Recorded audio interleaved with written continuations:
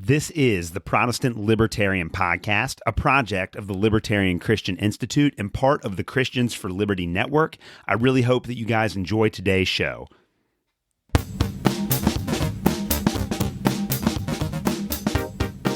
All right, guys, welcome to another episode of the Protestant Libertarian Podcast. My guest today is Dr. Stephen Wolfe. Stephen Wolfe is a country scholar living in North Carolina and has a PhD in political philosophy from LSU. He is the author of The Case for Christian Nationalism, which is, in my view, the definitive statement on the subject, and has been advocating for the ideals of Christian nationalism to be embraced in the United States. He is coming on the show today to explain his thesis and why he believes that Christian nationalism is the solution to our political problems. Dr. Stephen Wolfe, welcome to the Protestant Libertarian Podcast. Yeah, thanks for having me on.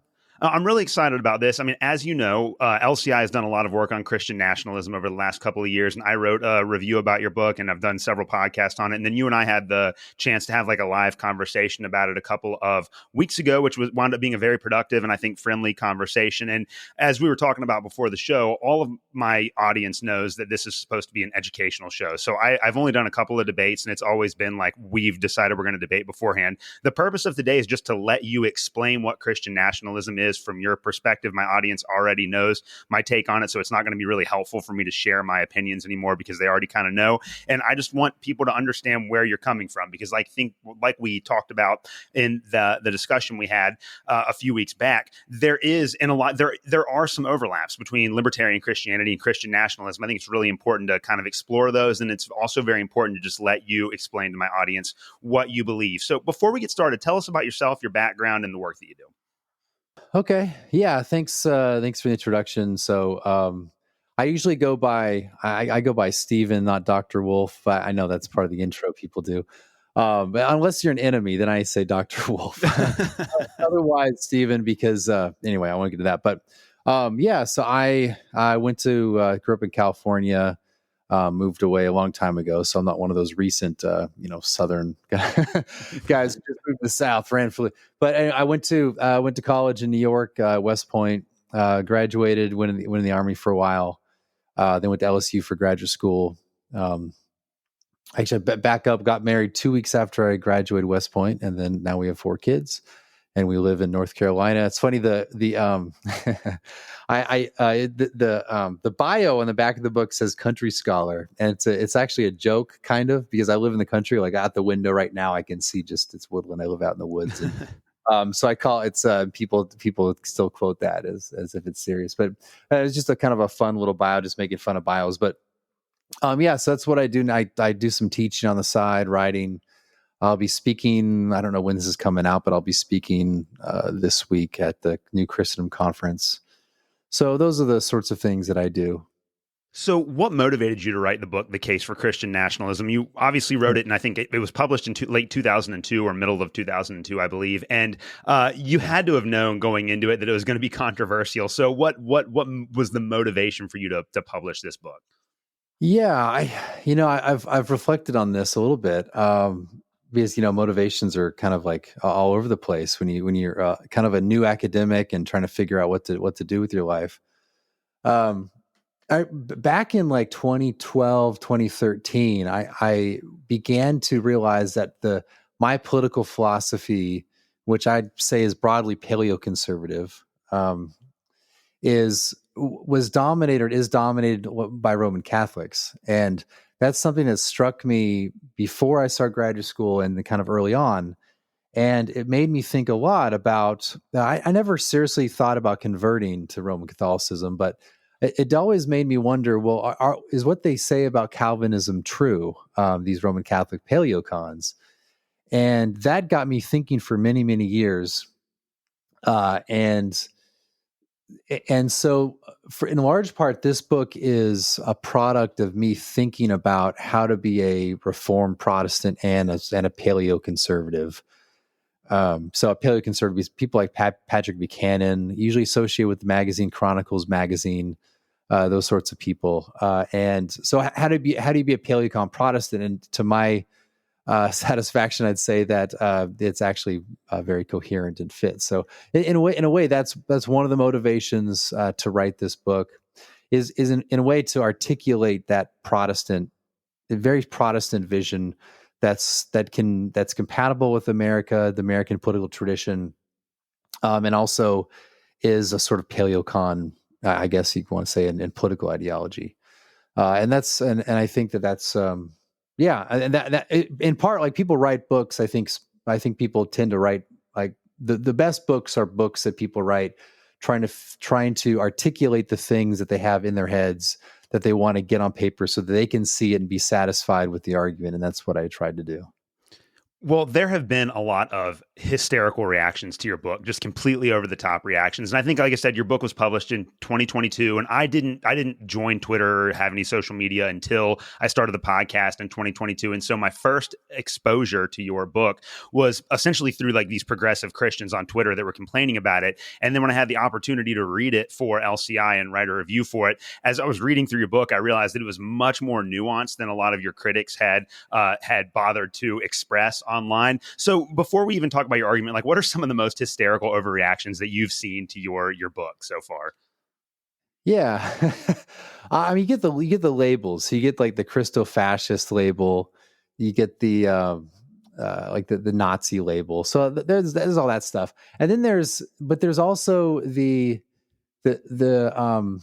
people who want to take it as extreme as possible. And so they'll say, I want to, like, force conversions, that I want to drown Baptists, things like that I want like a new Hitler things like that, where this is just, I mean, there's two sorts of people, I think, who say there's a people who, well, I mean, I guess in general that they want to latch on the most extreme critique, and then they want to kind of dump that on someone, and then they label them extreme. It's a rhetorical tactic. You have a norm for society, and so what you do, you try to make someone out to be the most extreme version of that as possible, and that's pretty much what they did. But I mean, yeah, there's tons of reactions, and I early on I would kind of respond to these guys on Twitter and be like, no, it's not what I believe. That's not what I believe. I realized that from a lot of these people, there's really not a good reason. Like, it's a waste of time to engage them, because they, like, you could deny their claim, you could refute the claim, you can show in the book that you make the opposite claim, and yet they'll still keep making the claim over and over. So it's like, what's the point? Usually, eventually, I block them because they're annoying. and yeah, it was one of those realizations that literally you cannot convince people otherwise, and so they're not worth your time. Yeah, it's kind of the way I feel about how new atheists characterize Christians. Just whatever they didn't like about certain brands of cultural Christianity, they just attributed that to all Christians. And so they kind of use that as a blanket condemnation of the entire Christian faith. And I thought that was really off-putting. And obviously, as like a libertarian, I get that critique, both from people on my right and people on my left as well, that have never really engaged with the philosophy or tried to understand it. And so that's why I think, like, it's always important to actually, like, read what people have to say so that you're not just out there being confused. And one of the things that I do really appreciate about your book, and that's why whenever I've talked about it on podcast or in my review, I made sure that my audience understood this, is that you have a very comprehensive and specific definition of Christian nationalism. And as you said before, there are a lot of critics of your position that make Christian nationalism out to be whatever it is that they don't like, and it's not actually anchored to any sort of definition. So tell us, how do you define Christian nationalism, and how does it function as, like, a species of the larger framework of nationalism? Yeah, I have a more complex definition in the book, but to put it as simple as I can, it's Christian nationalism is a nation that understands itself to be a Christian nation. So it's a self-conscious sort of thing where the people look around and they say, we're a Christian people, and then they act for in light of that, so that they have laws and they have social customs that orient themselves to their good that is both earthly and heavenly. So the heaven or earthly being the basic human things that we'd share with non-Christians, but the heavenly things being that are uniquely Christian. So the nation itself then is a self-conscious Christian thing, self-conscious Christian national entity that understands itself to be Christian and says, well, we're going to order ourselves in light of that. And that's it. So it's mainly, I mean, there's a lot to that. Of course, the book's 500 pages, but But that's basically what it comes down to. It's a people group or people saying we're Christians, so let's act as if we are in laws and customs. Well, I want to talk about method a little bit before we get into some of the specifics of your definition and how you would see that working out in practice. So you make the claim very early on in the book that you do very little to interpret the scripture. So your understanding of Christian nationalism is not based like on a deep exegesis of scripture, but that you're operating broadly within the Reformed tradition. So I want to ask you, what made you choose that method of developing your theory of Christian nationalism? And then how did you decide which Reformed scholars and philosophers and theologians you wanted to utilize for your argument? Yeah, this has proven to be kind of a very controversial part of the book. I guess as a preface, I don't think what I claim and my method would have been controversial in the past. I think it's just because of modern evangelicalism that I think that's the reason why. What I assume is that logic and reason is normative no matter whether you're Christian or not a Christian. And so if I make a claim, if I make two propositions and they interact logically such that they lead validly to a conclusion, then that's valid reasoning. And so it doesn't matter. So if you and I agree on the two propositions and already from the get-go, then I can assume those in argument, and then I could try to convince you that actually those two logically lead to this conclusion. And so that's what I tried to do in the book. So we have, in the Christian world, we believe things like Christ is Lord. We believe things like, the Christian religion is the true religion. So we believe these things. And so I don't need to prove to a Christian audience, Jesus is Lord or Christianity is a true religion. So if I use those propositions in argument, I don't need to put a scripture verse next to it. And so that was my method, was to take these conclusions or these propositions or theological statements that my audience, I thought or consider my audience to affirm, and then I work with them in a political way. That's kind of the method. So let's say, which I wouldn't do this, but let's say I were to write let's do a Christian political theory, but let's do it based upon the doctrine of the Trinity. Okay, so would I have to then spend half of my book proving or demonstrating the doctrine of the Trinity from Scripture? No, because I'm going to write to an audience that affirms the classic doctrine of the Trinity, and so I'm going to use those truths or those affirmations of that doctrine to then build a Christian political theory. Which I wouldn't do all that because I don't like doing. I don't like building systems of politics and ethics from that. But anyway, it's a different issue.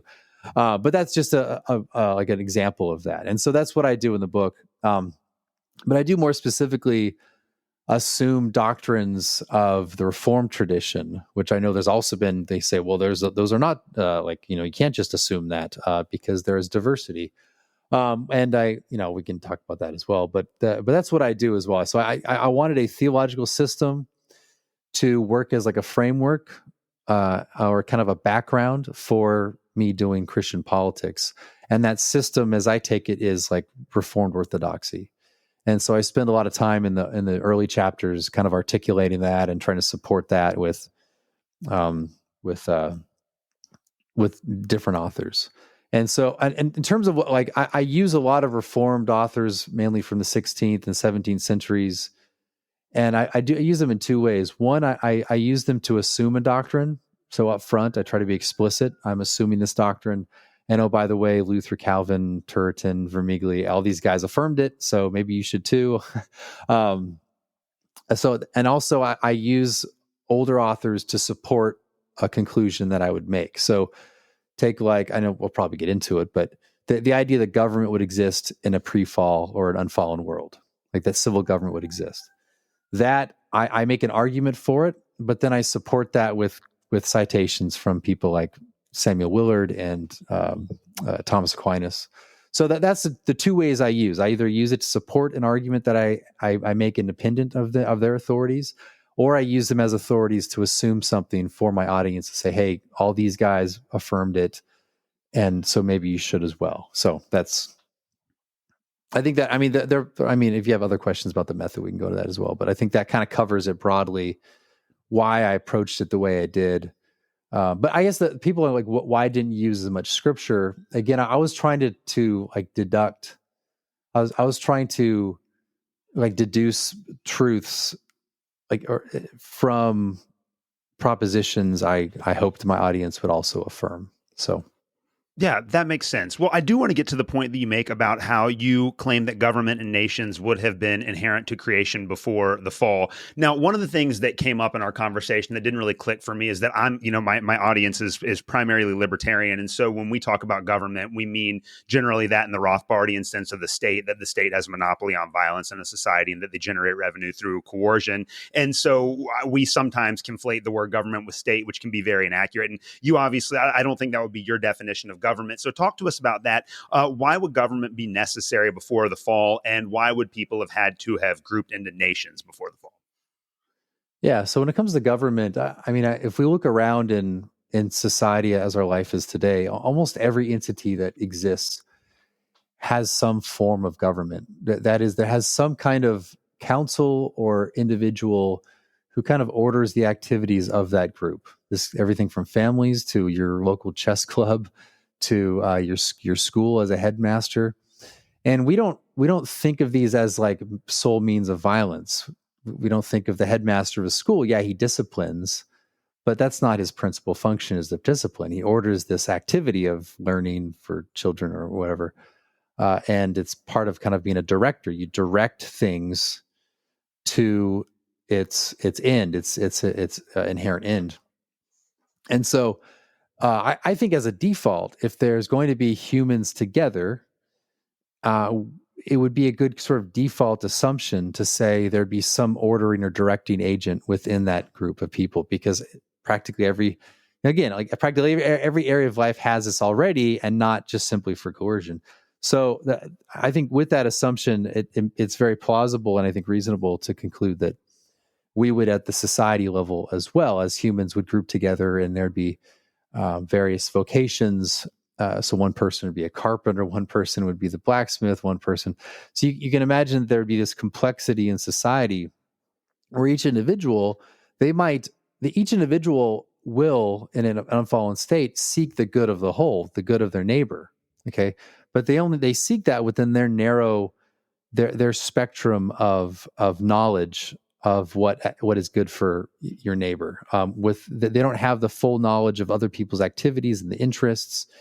And so that needs to be coordinated by a kind of governing agent. So I've talked about like in the military, like at a division staff, you have all the, you have the personnel, you have the intelligence, you have the operations, you have the supply, you have the signal or the communications, you have budget, you have all sorts of things. And now they're adding like civil affairs, all sorts of things in there. Well, what do they have at the division level? They have a chief of staff, and then they have these meetings where, the sustainment supply guy, he's all about serving the division, but then it turns out that the operation has changed because of this and that. So the operations guy tells the supply guy that actually this transport, anyway, I don't want to go, there's just complexities going on. And the chief of staff brings that together and makes it an ordered whole. And it's not, again, like his or her job to like be a means of violence, but it's to coordinate the activity. So I think in society, there would be that as well. And that would be, and the laws that would be produced are just according to good reason. It would be, hey, we need some sort of coordinating director agent. This person is going to have responsibility for the ordering the whole, and so we are going to follow this person's direction because it's a way to actually coordinate we desire the good of the community, but we actually are not sufficient in our individual selves to accomplish that. We need someone outside of us to kind of order us. And so it's only rational then to meet that intent, which is to help which is to serve the good of the common good, to then submit to the direction of someone who has responsibility, oversees the common good.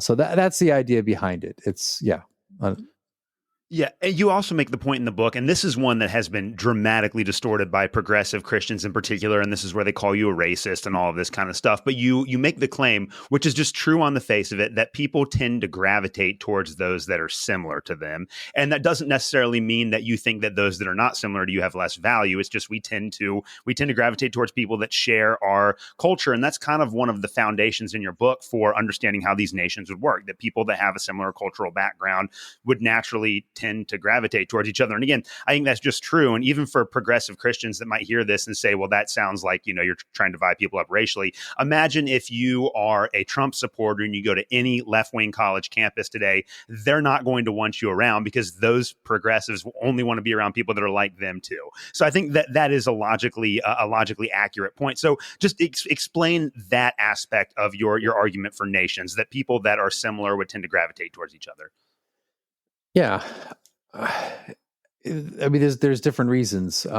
Why would we gravitate? It's not like we tend to nowadays think that we gravitate towards people who are similar because we're afraid of people who are dissimilar. It's a sort of fear mechanism.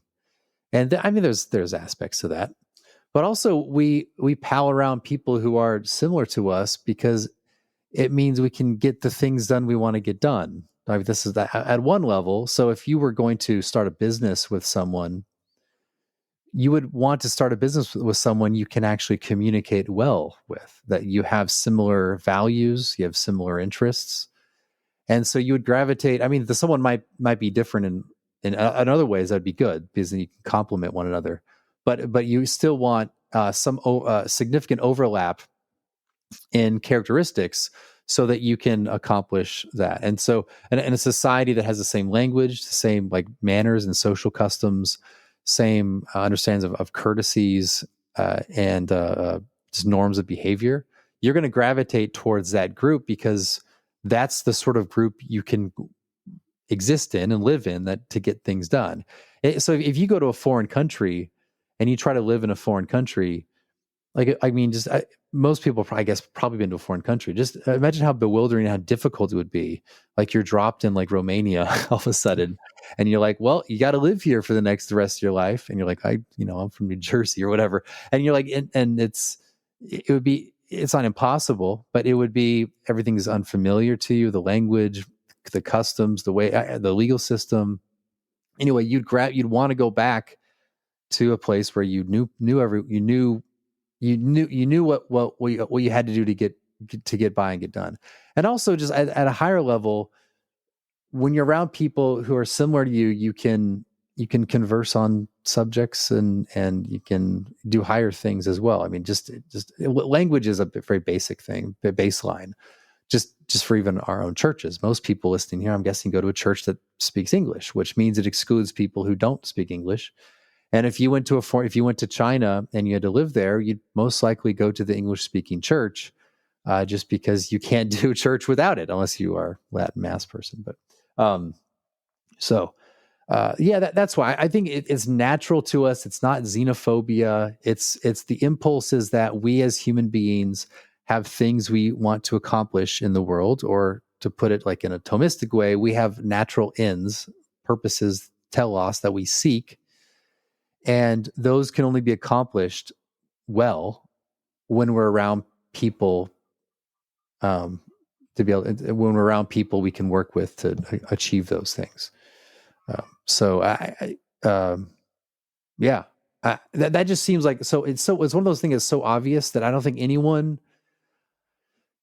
very few, let's say, would disagree with that in the past. It's just that we are today so sensitive about those subjects. At least when I say we, I mean it's white people. No one else is. Right. White people in the West are the ones who are sensitive about these things, and them alone. And so, but it's everyone else in the world, and also in the past, it would have just been obviously. But Yeah, and I mean, to your point, I'm someone I was born and raised in Kentucky. I've never lived anywhere else. And when you go outside of like the southeast of the United States, the culture is just very different, even in other parts of the United States. And while I love all of those people, it's nice to come back home where everyone kind of shares my same cultural perspective. So I totally get that point. You have a big chapter in the book flowing from that, or a big section of the book flowing from that, where you explain how your vision of Christian nationalism fits into the biblical narrative of the fall and redemption. So walk us through that. What's the role of Christian nationalism in your mind as it relates to the fall of man and then how God ultimately redeems all of humanity? Yeah. So what I try to do in the book is I try to establish continuity and discontinuity between that schema, that, or the, you could say, those different states of man. So you can identify really 4 states of man. I focus on 3. So you can think of state of innocence or state of integrity, and then you have the state of sin, which is post fall, and then you have the state of grace, and then you have the state of glory. All different states of man. And I tried to establish continuity between states of integrity all the way to the state of grace, and basically say that there is something discontinuous between the state of grace and glory. But yeah, so what I tried to say is that we are naturally social beings, and try to describe this in a sort of state of integrity way. And then the fall, it didn't eliminate that, but it did introduce sin into those relations. So family, the natural family is natural. So a man and woman marry, have children. That's all good according to nature. But now you see, strife between families. You have divorce. You have those things. That's the state of sin. But nevertheless, the fall didn't eliminate that and make that unnatural. It didn't introduce it. And then the state of grace, when if all your family members are Christian, it doesn't eliminate the family. It doesn't destroy nature. It's still natural, us, when we're Christians on earth, to get married, to have children. And so that the state of grace then doesn't eliminate what's natural. But what it does do is that you could say it perfects it or completes it. First, it corrects it. So those deficiencies, it corrects the problems in the family, but also perfects it. It perfects it by now, even though you still are the same sort of thing you were before. I mean, you still are the same woman, same man, same children. And yet now it's something that where you forgive one another in Christ, you worship together in Christ. It's that the Christian aspect perfects the nature without eliminating or destroying it. And so that's an example of what I think also occurs in broadly speaking in the Christian life. This is also sort of in the individual. So before you were a Christian, you had a certain personality, and after you're a Christian, you still basically have that personality. I mean, things are corrected, so you don't have this deficiency, this vice, but you still are kind of the same guy, and fundamentally. And there's nothing wrong with that. We don't see anything wrong with having their different people of different personalities, and each personality has their strengths and their weaknesses and grace.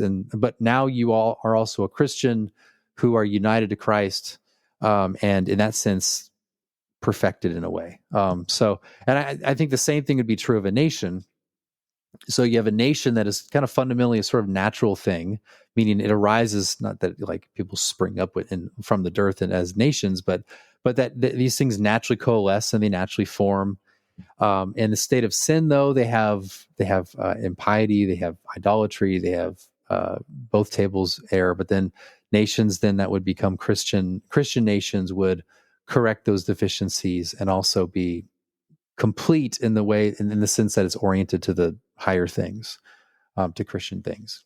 I guess this is probably a good place to say that when I say Christian nation, I don't mean like that it's redeemed in the same way an individual. So I do think ultimately salvation is it is corporate and it is individual, but corporately it's more about concerning the church as such and not church as nation. So I don't think that the nations are redeemed as individuals are redeemed.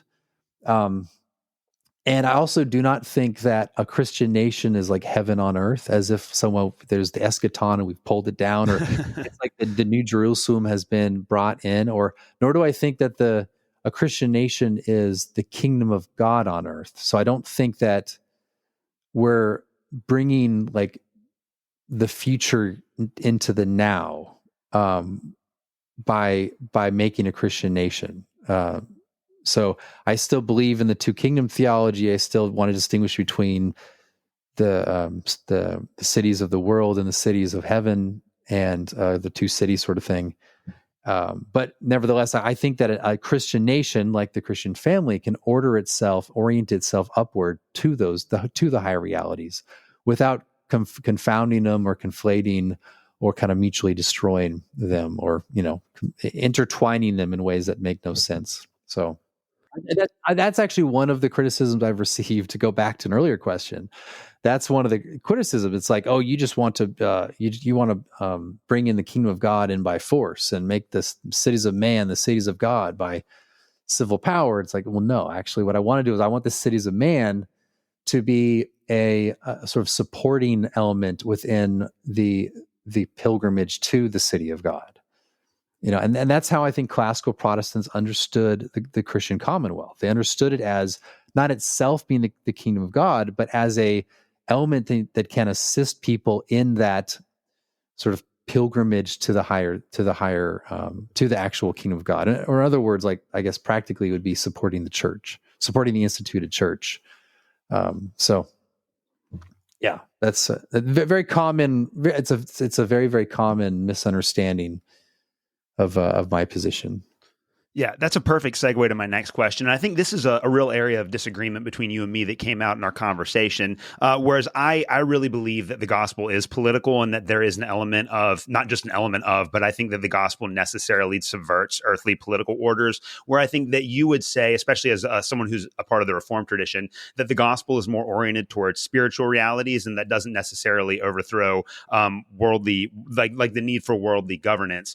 And I will say, to your point, there are a lot of libertarian Christians that I know that would also make the case that the gospel is not inherently political, and that they're libertarians on different philosophical grounds than that. But I want you to kind of explain that, because that was kind of a big issue that we got into. The gospel, it's about heavenly things, but it doesn't overturn the social order. Just walk us through that. Yeah, I mean, it could. Yeah, this is where you kind of have to nuance it a bit. So what I mean is that the gospel does not introduce new principles of political order. Grace will correct what is deficient, but it also assumes, the grace or the gospel assumes and affirms those. So again, just like the family, in a way that the family is natural prior to grace and prior to the gospel. And so it's natural to us, and for the gospel to, if the gospel were to, or grace were to kind of undermine the family, then it would actually be destroying something inherently natural to us. It would, in fact, it would be, I mean, I guess to use more neutral language, it would eliminate things about us. All of a sudden, we no longer seek out families, and but it doesn't do that. Gospel, so it affirms that the natural side of us. So my thinking then is that whatever is natural to us in an original sense, then the gospel will not eliminate it. It'll neither eliminate it nor introduce contrary principles, like sort of principles that go against that, because then that would be like God in a way commanding us to do one thing and then commanding us to do the opposite at the same time. Like God would be opposed to God. So that's my thinking there. But you have to distinguish from like the state of glory. So there is a sense in which, like in the state of glory, there is no marriage, there's no bearing children. I forget was it Matthew 19, I think. I forget the verse exactly, but that there will be no kind of giving in marriage and having children. So there is, in a way, like that's why I distinguish the state of glory from the other three states, and why there is an actual difference in a glorified state.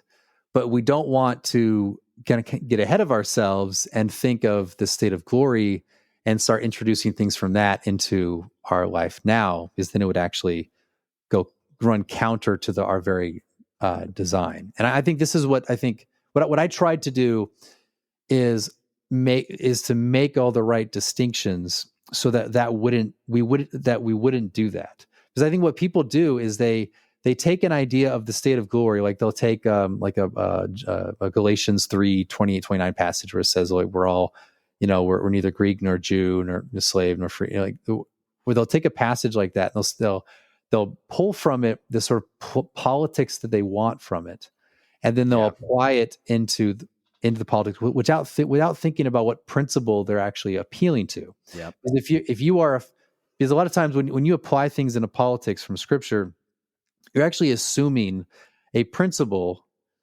that, if you articulate explicitly, will lead to all sorts of absurd things or things you don't want. So, like, there's neither Greek nor Jew, but it also says there's neither male nor female. So if you're going to affirm one, then you're also going to affirm the other. But now basically you're saying that grace right now eliminates gender distinctions.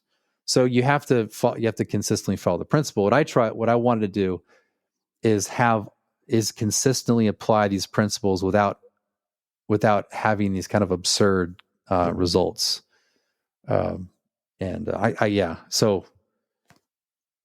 Right. So if you want to affirm there's something about human nature that is natural, that's immutable, that's fixed, then you have to somehow, the gospel has to cohere with that. Like the things of the gospel, how do you fit that with human? And I mean, there's ways to do this. You could say that man is like so utterly bad that actually what we think is natural is completely unnatural or something like that, which I think doesn't fit the Reformed tradition. But anyway, the point being is you have to actually work through the principles. Otherwise you get contradictions and absurdities. And so anyway, that's what I tried to do. And I think it fits the Reformed tradition. But does that make sense? Yeah, no, that was perfect. Point, but yeah, no, that was perfect. And again, that was a great setup for what I think is going to be the biggest question that I'm going to ask you today. And that has to do, at least the biggest question from a libertarian perspective, and that has to do with the implementation of Christian laws. And that's one of the points that you make in your definition of Christian nationalism, is that the laws and the customs of a Christian nation would orient people towards the heavenly good. And so that presumes that laws would be based to a certain extent on Christian values. And again, as libertarians, we're very skeptical about the implementation of laws by one human being against another. So I want to ask you about that. So how do you see the function of Christian laws working within a Christian nation? And then you have another really big chapter that is connected to this on the idea of a Christian prince, who would be kind of like a figure that would help implement those laws. And I feel like it's appropriate to ask you about those two big concepts together, because it does seem like they have to be integrated. In order for one to happen, you have to have the other. So talk to us about that. What do you mean when you say that the laws of a nation need to be based on Christian values, and how do you see that being implemented? And then what role does the figure of the Christian prince have in making sure that comes about? Yeah, so I think all civil laws fundamentally have to flow out of natural law. To talk about idea of Christian values, you have to be precise. And since we're in this sort of forum where I can be that way, I will be, even if the audience doesn't want it, I'm going to do it. Yeah, hey, lay it on us. We need to hear it. They're good guys. So it would flow out of natural law. And that's because the only law that actually binds you fundamentally is God's law.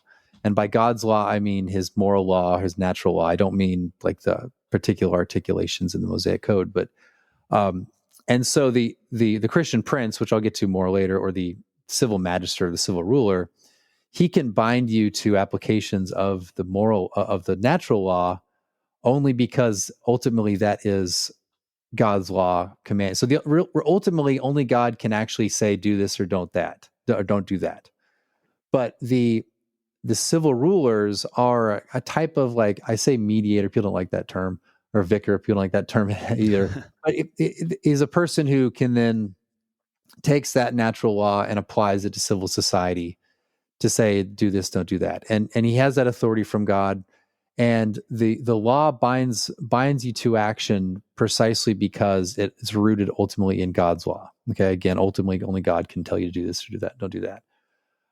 So that's what. But when we talked about Christian laws, a Christian law, let's say like a Sunday, like a Sabbath law on Sunday, or I don't know. In some places that they did actually compel church attendance. I'm not advocating for that, but I don't think it's wrong in itself to do that. But I'm not calling for it. But it's Sabbath law to be on a Sunday. So this is sort of thing of grace, but it's ultimately rooted in the fourth commandment. Most Reformed people believe that setting a day aside for devotion to God is natural. At least historically, they believe that. And so then the civil law that would say we should honor the Sabbath is ultimately rooted in nature, but it's applied via further revelation. That is, it's fulfilled by God saying Sunday is that day, pretty much. If that makes sense. So like if it's the same idea that like, okay, you ought to worship the true God. Well, prior to grace, worshiping the true God was the God revealed through nature. And also, we'll just say that through nature. But once God revealed himself in the person of Jesus Christ and let's say like the Trinitarian doctrine or the further doctrines, now worshiping the true God is not simply the God of nature. In a sense, natural theology, in some sense, is now false theology, not in itself in its particulars, but in its totality. Why? Because the fullness of God has been revealed in subsequent revelation. So to fulfill the first command, which is essentially worship the true God alone, you can't just worship the God revealed in nature. You have to reveal everything. So that's, in other words, like to fulfill the original natural command of worship the true God, you have to worship in light of the things of grace. Same thing when it comes to Sabbath and also Christian laws. So when I talk about like, hey, we need a Christian body of law, I mean that it contains laws that are now applied, that now kind of fulfill the natural law, but in light of the things of grace. So like again, Sabbath laws and other things like that. So that's what a Christian law would be. But then did I cover enough? Do you have any questions about the law? Yeah, no, that was perfect. How does the Christian Prince fit into all this? Okay. So the Christian Prince chapter is it's controversial. It's actually kind of funny, but it's not as if I say explicitly, I'm not calling for a monarch. It's that as I was writing it, I remember up front, originally it was civil magistrate was the title. And I started thinking, you know what, that's just boring. Like civil ruler is boring. Like statesman, in hindsight, maybe I would have said Christian statesman, but it wouldn't have been as much fun as a result. But it was this idea that like we need these kind of larger than life figures. I think that we are so, because of World War II and things that happened then, and that we're so afraid of like these great man ideas of political leadership. But which is kind of ironic because a lot of conservatives love to talk about George Washington, James Madison, Thomas Jefferson. There is this sort of great man. This idea of founders being great men is just a basic classical conception, and conservatives love talking about it. So when I talk about Christian Prince, I'm thinking in terms of great men, and that's why I use the word prince, but it freaks all these Americans out. But I actually think of George Washington as an American version of Christian Prince. Other people have said this. Joe Rigney said it. Other people have said it. I think there can be Christian princes in the Hungarian sense, in the English sense, the British sense, but in the American sense, I think it's George Washington. In that sense, he kind of he was a man who controlled himself, such that he said, "I'm only going to do 2 terms. I'm not going to become king," despite people saying, King George Washington. There is that American sense of him. At the same time, he was a great man who, after his death, people would have on their mantle in their living room a little image of George Washington. So he was this kind of great man who held things together. And so that's kind of who I see as a Christian Prince. But if we're going to talk about law in relation to, it doesn't matter if they're a prince or what title you use. You have magistrate. You have a individual or a body of people, like maybe it could be one, it could be a few, it could be a kind of a mini and an assembly, and they have the law making authority, and they have that authority, like I said earlier, because God has granted there to be these, ministers of God or deacons of God, such that they can enact law to punish evil and to promote what's good. And again, a law is just only if it conforms to what God has said is just, and that would be in His revealed, or the general revelation of what's good and what's bad in the natural law. And so, So I mean, again, so in terms of law, you could just think of law in relation to a civil magistrate.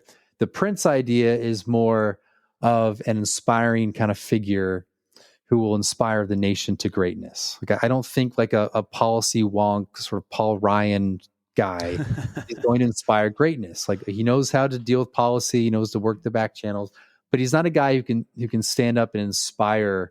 I mean, Donald Trump is probably the greatest ironic great man in history, because he's kind of a goof, and but at the same time, the guy walks into like a UFC match and the whole crowd just goes up and just goes insane.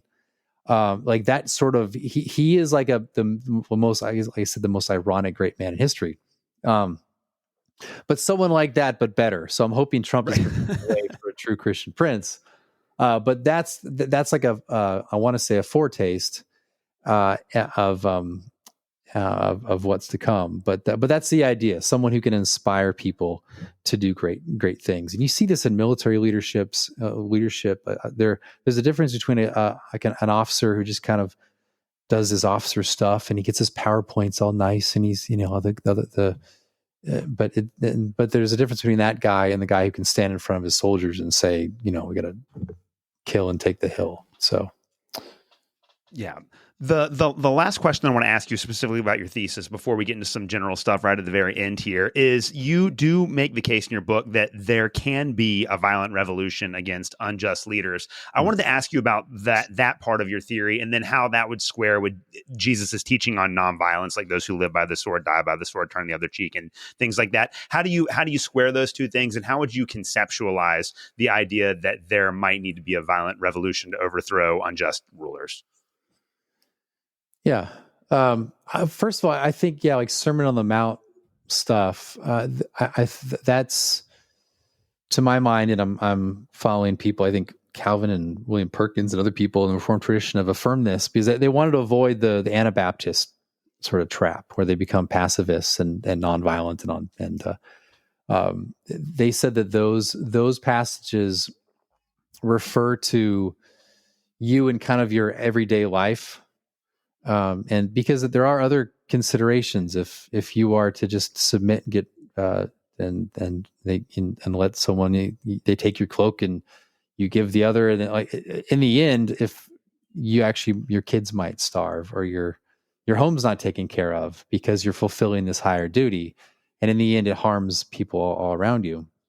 So these are commands of a nature that require kind of care and diligence in understanding how they affect people around you. And you can also think of those as like people in their private capacity, in their individual capacity. This is kind of what Perkins and Luther makes the same point, that you have to distinguish between public persons and private persons. I mean, this is one reason why also they said that you can go to law courts to resolve disputes, because there's a difference between kind of your private, like this idea that once you're defrauded, if there's no legal recourse offered by the civil polity, then you have to bear it with Christian patience. Like, so the point in general is that you ought to be patient and not freak out and strike back in vengeance if there really is no actual recourse, some way to redress the grievances through the process on the ground in the political sphere. So that's how I'd understand those with all those guys. And again, like Luther says that, William Perkins says that, Calvin says that. It's pretty standard stuff within the Reformed tradition, to my knowledge, to make those sorts of distinctions. Because all of them would affirm you have individual self-preservation, the duty of self-preservation. So if some guy, madman, comes at you with a knife or whatever, and he seeks to harm you, you can actually shoot back, or you can fight back. You can struggle. You don't have to take it and die. So you have the right and even the duty of self-preservation, because you and your body is actually not fundamentally yours but God's. And so you, in protecting yourself, is protecting not merely yourself but also a gift of God to you. So that's the idea reasoning there. Now you can take that same principle of self-preservation out to the national level. So when I say that you can conduct a violent revolution, what I'm saying is that the domestic authority has become, in effect, like a foreign invader. So we would say, I think generally speaking, in just war theory, if you're a nation and another nation attacks you, you have the right to self-defense as a nation against that attacking nation, the aggressor nation, right? So you can resist back. In my argument is that a true tyrant, it no longer is a legitimate domestic authority, but has in effect become like a sort of foreign adversary seeking your harm. And so then you can treat them as such, which is you treat the people in authority, not the authority itself, not the office itself, but the people as being akin to a foreign invader that you can now resist and overthrow. So that's my argument for that. So it's not as if, and also like tyranny is not tyranny in a country is not simply one act of tyranny. Just like if someone commits one vice, that doesn't mean that they're vicious, or that you identify that characteristic wisdom. You'd say, oh, that's very uncharacteristic of that person to do this. And then if they don't do it ever again, you'd say, okay, I guess that was a one-time thing that they screwed up, or they did this or that. So a tyrant is not someone who just commits one act of tyranny or several, whatever. It has to be of a certain type and the totality of the certain tyrannical. I think today, frankly, we live in a type of tyranny that could be overthrown. The problem is that it would be very imprudent to start conducting that, because it's not clear who the tyrant is. We're like within a modern liberal system, you have bureaucrats, you have Hollywood, you have academia, you have politicians and government. So it's so like diffused. There's not like one king that says, oh, he's the tyrant, go get the king. But I do think we are in a sort of tyrannical conditions now, but it would also be very imprudent and unwise to conducting sort of violent revolution for that. Two, again, one, who's the tyrant? And two, like what's to follow? One of the things we had going for ourselves in the American Revolution, which was, of course, a violent revolution. This is a funny thing. Like Americans, they say, like, "Oh, he justified violent revolutions." Like literally, we were founded on the aftermath of a violent revolution. So, which is always really, people freak out about that. But anyway, yeah. So one thing I was going for us there is, one, we had the king, like the king and his soldiers. Easy to identify. They're wearing red. There's one guy who's the tyrant. Of course, there's Parliament and all that, but you can think of the king. And then we had all this intellectual learning that was able to then afterwards to produce our political system we have today. So I don't think we have either of those right now, and that's one of the problems we face. It's like, well, we live in these horrible, like weird, like tyrannical conditions, and yet there's really no obvious place of action outside that system to really kind of correct things. Yeah, well, that is perfectly leads us in. We got about 10 minutes left here, and I want to get your thoughts. You have your concluding chapter was actually a chapter that I agree with most of what you said. You identify a lot of the problems facing our society today, and in particular, you talk about the global American empire, which that section in your book is fantastic, and I think that every single libertarian that reads that would agree wholeheartedly. So I want to ask you about what are, from your perspective, the problems facing our country, and how does the global American empire fit into that? Yeah. That's funny. That last chapter, people either love or hate it. Really interesting. Yeah. So the globalist or global American empire, that's not original to me. You got it's the acronym GAE or gay. There's a reason for that. That's because I was wondering about that. Yeah. Though, I mean, yeah, that's online stuff where it's funny. But I forget who actually. I feel bad for not mentioning who came up with that, but I don't remember at the moment. Some right-wing guy on Twitter. But Yeah. So what does it mean? It means that the American empire, it's like we tend to think of empires as, again, like you have the redcoats in your backyard or quartering your house. Whereas the global American empire is just it's not, it is military as well, but it's also diplomatic. It's also economic. It's like Uganda having an anti homosexual law, but then we all kind of, the World Bank takes its money away, and the IMF takes the money away from it, and that we have strained relations. Like there's just these ways that this American empire can force countries and punish countries to do what it wants, what America wants. This is, yeah, and I think Ukraine war is kind of like that. I mean, just the other day that Kyiv now has like this pride parade, and in Afghanistan they tried to push gay and trans stuff in Afghanistan as we occupied it, and so there is that kind of push to do that around the world. And this also is in places like Ireland. So just take now I'm not talking about the abortion and the gay stuff, but Ireland now is importing, like welcoming hundreds of thousands of foreigners into their country. And this should surprise us because, one, it's Ireland. So it's not like Ireland's oppressed anyone around the world, right? It's not like they should have the guilt for to do this, and like we do in the United States and in England. And also, like, Ireland just, it's kind of, of course it's mellowed, but they have for generations resisted English tyranny, or what they thought was English tyranny. And now all of a sudden in the last 10 years, the white Irish have dropped almost nearly 10% in the total percentage of population, because they keep importing like North Africans and others into their country. And why would they do that? It's very, very weird. And I would say this is actually, again, a part of the global American empire, bringing these sentiments of like humanitarianism into even a place like Ireland, and now you see the fruit of it. People that have resisted this would be like Hungary has resisted this sort of thing, and so that's why they're also hated among the West. But anyway, that's the idea of the global empire, is that there's a sort of liberal internationalism, and it uses economics and military at times and sort of diplomatic efforts to bring the U.S. into its own image, which is not just economic or political, but also social. So the social concerns of the United States now become sort of the social concerns of everywhere else in the world.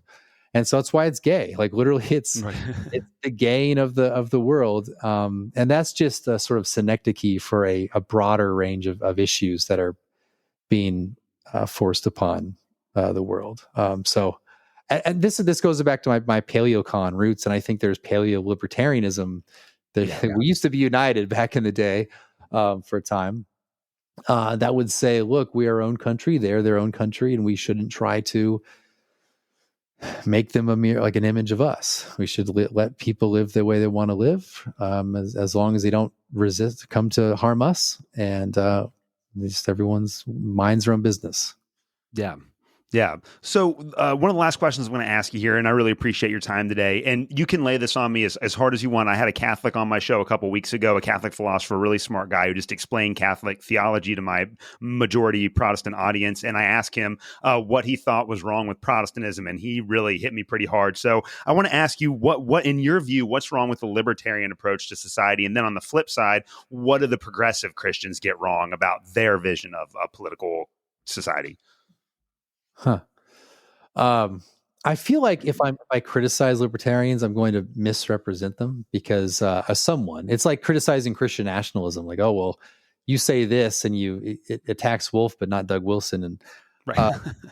Yeah, obviously there's like the low hanging fruit of like the Libertarian Party candidate who's like waving gay trans flags. Like that's obvious. Yeah. There's also, I mean, at the same time, like this one of the tensions, I think, in libertarian thought is like you emphasize individual and equality, but what if you have a social system that persistently does not produce across various groups the outcome, the equal and independent outcome? So like if they're like, between racial and ethnic groups, if for some reason whites and Asians are somehow at the top and everyone else is below, that strains the libertarian system, and they then have to come up with these justifications of like, well, it's because of I don't know what they'd come up. I guess it's because the economic system's not free enough or something like that. Or I guess I could go into cultural explanations as well, which probably be a better argument.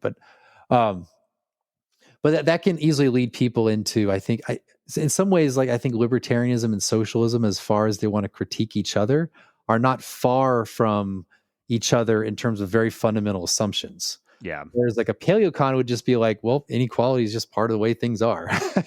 And like if there's different outcomes, it's probably because of the groups more than it is the system itself. And yeah, I think that, so that's one thing that's not to say like you're like a future socialist, but yeah, I think the ideology can lend itself to a socialist perspective. I don't know if there, perhaps you could tell me, have there been libertarians that have basically flopped on that, and now all of a sudden they're critiquing like the racial injustice embedded in the system? I mean, there's got to be that a little bit, because you have to somehow account for the principles when they don't actually enact what's good. I mean, I'm curious what you think. No, I completely agree with you. And there's always been that split within libertarianism between like what we call left libertarianism and right libertarianism. And so I'm definitely a right-leaning libertarian. And that is kind of like the Murray Rothbard paleoconservative tradition. You know, there was a lot of overlap between Pat Buchanan and Murray Rothbard back in the day, and then Hans Hermann Hoppe and people like that. And I definitely subscribe to that tradition. And I think, at least from my perspective, the majority of philosophically committed libertarians are right-leaning libertarians, but a lot of libertarian Party members have been left-leaning libertarians, and I think that a lot of the times they give into some of the left-leaning cultural problems and the left-leaning cultural rhetoric, because they feel like that will help the Libertarian Party gain votes. And I don't think that that's a very helpful approach. And again, I think that there is kind of that tension within libertarianism of, like, for me, libertarianism is a philosophy about how we organize society and structure laws. And that's pretty much it. That doesn't tell you anything about like what's right or wrong in your personal life, about how you should raise your kids. Like, none of those questions are answered by libertarianism. You have to have a greater philosophical foundation for that. Whereas like the left-leaning libertarians kind of, I think they fall into that libertine trap where they just assume that because everyone should be free, then we need to like equally value everyone's personal choices. And I'll be like, no, absolutely not. Like, there are personal choices that are absolutely bad and destructive. That doesn't mean that I want the government to come in and tell you that you can't do it. But like, I'm not going to raise my kid to think that, like, for instance, I'm a very traditional Christian. We have very traditional views about sexuality and marriage. I'm going to raise my daughter within that tradition. And I'm not going to say that we should support all of these other things. Now, legally, there might be space for it, but that doesn't mean that we believe that that's our moral value. And I think that there are a lot of left-leaning libertarians that just can't overcome that disconnect between personal moral values and then that space in the law for people to make decisions that don't harm other people that might not be morally appropriate. Does that make sense? Yeah, absolutely. Yeah, I think, yeah. And as you're talking, I think one of the differences, first I should say that my disposition is toward a less interventionist domestic policy in government, in the economy, is a smaller government, not just limited but smaller. This, people might be surprised given what I say in the book at times, but yeah, that is my disposition for that. But I think, and this is where I think paleo libertarian and paleocon or whatever, I think there was some unity in that, and that they agreed with the critiques of that sort of interventionism and they affirm small and limited government. But libertarians kind of have it more based upon absolute principle, and conservatives would be more, I think, of prudence, of what just works. It's not wrong in itself to intervene. It's not wrong in itself to have an industrial policy. If you're in the middle of a war, to have some kind of national war making policy that then kind of energizes the industrial base. There's nothing wrong with that. But so I think that might be one difference. Whereas, like, yeah, it would be a matter of prudence. And this is why, like, Pat Buchanan was more interested in protectionism, some interventionism, and that difference. What was the other thing I was going to say? I've lost it now. But I would agree with you on that though too. And there are a lot, and like I love libertarian theory. And again, it's Friedrich Hayek, it's Ludwig von Mises, Murray Rothbard. Like these guys, I think they're incredible political philosophers, and their arguments make so much sense. But I think that there are a lot of libertarians that just get completely lost in the theory and fail to realize that we have to live in a real world. So yeah, it's one thing to say that we should believe in the abolition of public schools because we think that that's a basic infringement upon our rights. Okay, and so, but how are we going to get to that point? And so there are libertarians that just want to sit back and complain that these institutions exist without trying to like work to make any changes within them at all. And I just think that that approach to libertarianism is completely divorced from reality. And that's where I think like for like more like right-leaning libertarians like myself, that's where the connection between like paleoconservatives like you and right-leaning libertarians like me makes the most sense, because we could agree like we need to roll back the American military. It's not just good. Like we need to roll back the American military presence overseas. It's not just good enough to complain about it and then do nothing. You actually have to take some sort of political action to roll back these policies that we think are harmful. Whereas some libertarians just want to say, well, by even participating in the political system, you're kind of giving up the game. You're selling out your principles. And I just don't think that's a realistic approach to politics. Yeah, I wonder too. I wonder also, like, so my perspective on our just everyday life is that we're governed by authority and power a lot, and but in very subtle ways. This is where people call me like a critical theorist and all that. But I think that when we're out in society, if you just kind of like walk down the road and you reflect on what people are doing, you're on this side, and maybe you're a good American, so you acknowledge the person as they walk by, even if they're a stranger, and you smile at them, which is, I don't know if you know, I guess we're weird for doing that. But we do all these little things, and we go to a crosswalk and you look both ways, and it would be wrong for us just to walk out and stop cars that have the right of way. Like there's all these different things we don't even realize that we could get away with it. Like sometimes you walk through like a inner city and there's people just meandering down the road, and you're like, this is not how things are supposed to work. But if you in an orderly place, there's all these different like webs of like, you say authority or like learned behavior that we've kind of embodied and inculcated that help us get by and relate to one another and interact and work together. And I think a lot of that are like what people would call like constructs, but not in a bad way. Yeah. They're like there's like you walk into a library and you don't need to be told to quiet down. Like we tell our kids, but we've learned that when we walk into the library that we also talk quietly. Of course, the librarians don't talk quietly, but we walk in, we're supposed to act a certain way. The same thing we walked in the sanctuary of a church for, I guess it depends on the church, but like there's a learned behavior of, and a sort of the place itself has an authority over us. And so I think this is where I think like some libertarians can have this very almost like have not reflected well enough on the extent to which our life is governed by these things. Yeah.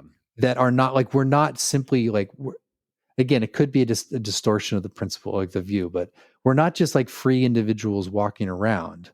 Like all around us are like things and places are commanding us to behave a certain way. In a way, I mean, I know it's like I'm anthropomorphizing a library, but it's true in a way, in a phenomenological sense. The crosswalk has us behave a certain way. The lights, the just, driving and picking up cues from other people. All these things are communicating right action. And it's not us as a rational type being disconnected from it all. And so the point being is, I don't know if you want to call it authority or what, but there's just authorities and power that have shaped behavior, and it's all that's good. Like there's not all, in principle, it's good.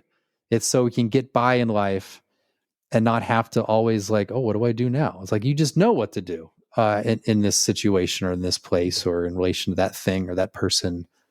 I don't know. I wonder what a libertarian would say to all that. That like, I guess maybe I'm just as they say, autistic, and I think through all of like the various little things that we do, and then my wife says, "Hey, focus." She smacks me and says, "Focus." As I'm reflecting, anyway. I wonder what a libertarian would think about that stuff. Yeah, I mean, well, again, that kind of goes back to the left and right libertarian split. And I think that, like, for right libertarians like me, especially those that are influenced by Murray Rothbard's kind of like the grandfather of anarcho-capitalism. And so he's an anarchist, but it's not anarchy in like the left wing sense that there's no rulers and no rules.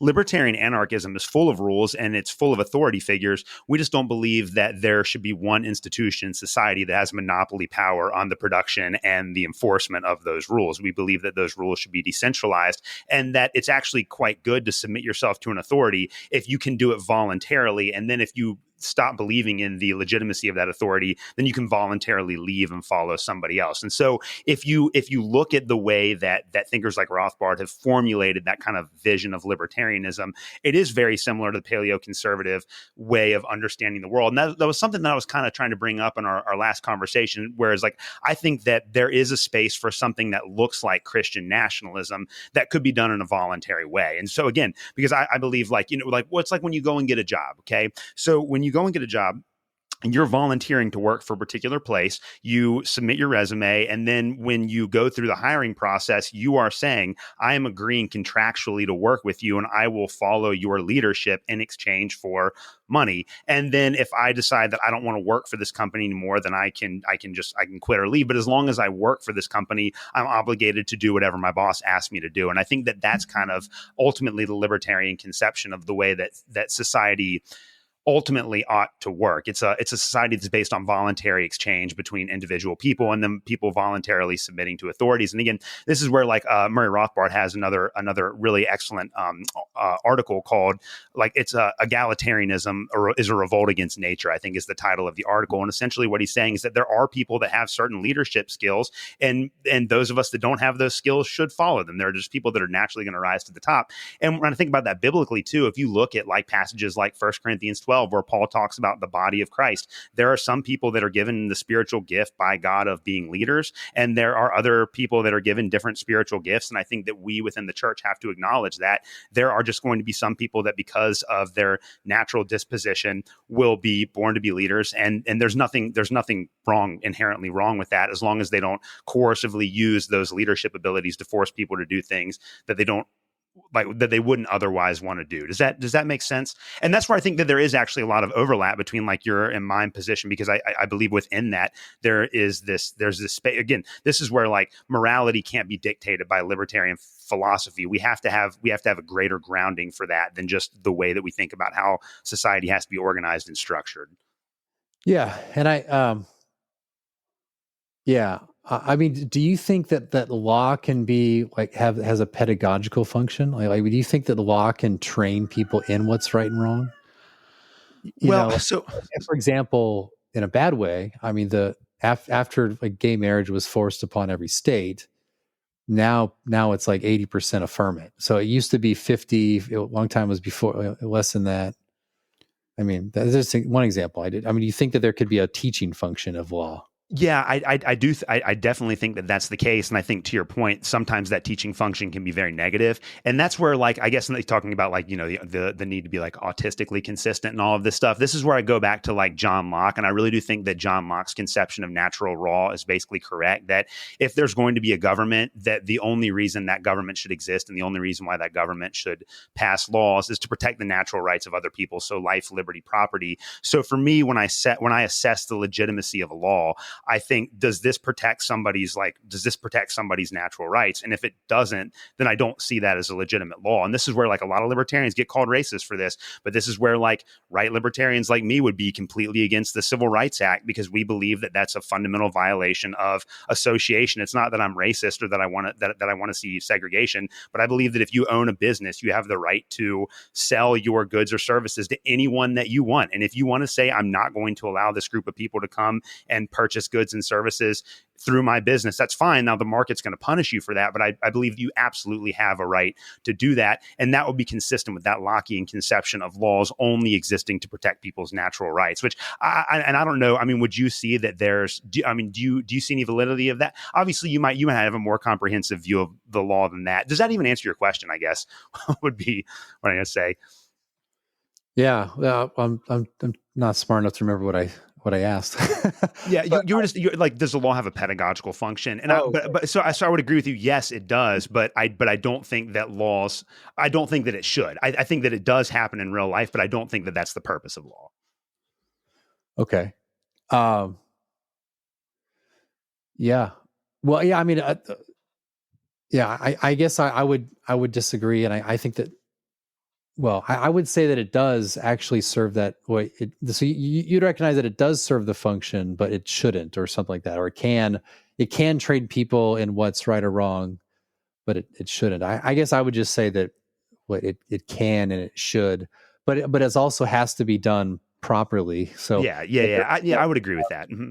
right. So yeah, the civil rights law is actually another example of this. It would seem that the association. I guess I wonder if the Civil Rights Law, the Civil Rights Act, when it comes to association, is what train people or is other things. But to this day, yeah, like you're right. That if you would definitely take a significant market hit. I don't know if I guess wait they did say that trans are now a protected class. Isn't that right? I think so. Yeah, of all people. Yeah, confirm that. So yeah. I guess I suppose that would be just a disagreement we have. But at the same time, it's all these things have to be done with care, but also with courage and not cowardice. So that's one of the difficulties of policy. It's one reason why you have to have a good figure to kind of convince these things to the people. But I guess on a related note that people usually criticize me for, I'm not. What I don't believe is that you take power and then you just have these laws. You have like the perfect in mind, and you just go and you just enact it. There has to be something where the people have to be on board with it, or at least it has to be the law has to be enforceable. So that's one of the troubles. It's like, well, let's ban all the gay stuff, and well, the moment you ban the gay stuff, every single business downtown is going to now fly the flag.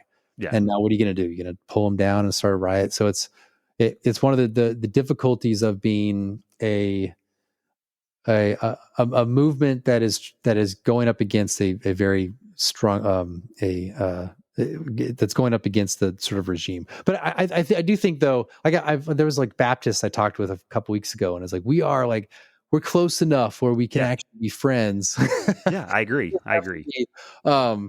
It's one thing I like talking about people or talking about people. Well, that too, but talking with people, where I get the sense that we are actually closer. And if we talked about like practically, that's not to say that you and I shouldn't disagree and even fight about things. Yeah. But I do think that we are, like if we talk face to face and sort out maybe misunderstandings or disagreements, that we can see that we're kind of more on the same side. And there's some people that's just not going to happen. Yeah. But yeah, it actually saddens me whenever I read about the old like Rothbard. Who split? Who was it back in the day?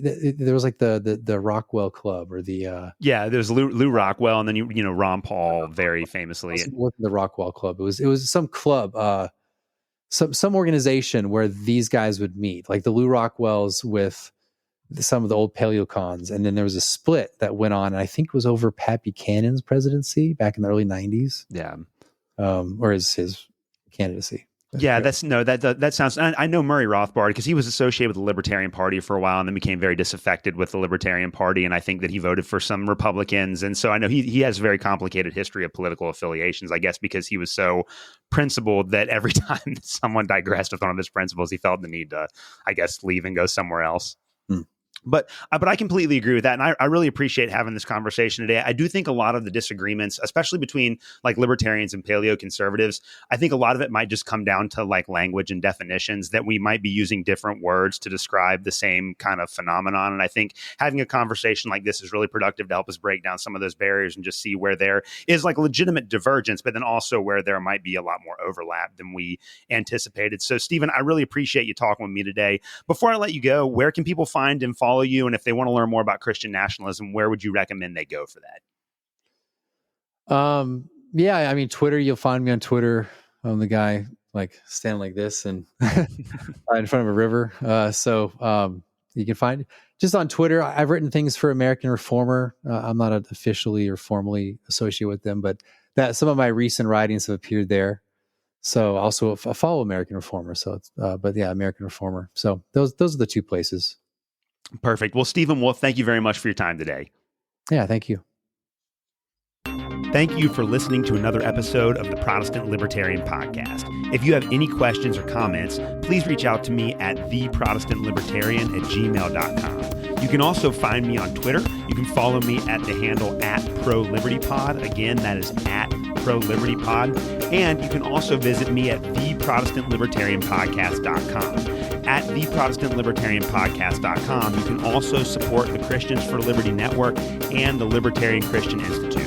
Thank you guys so much for listening to this episode, and we will see you next Tuesday.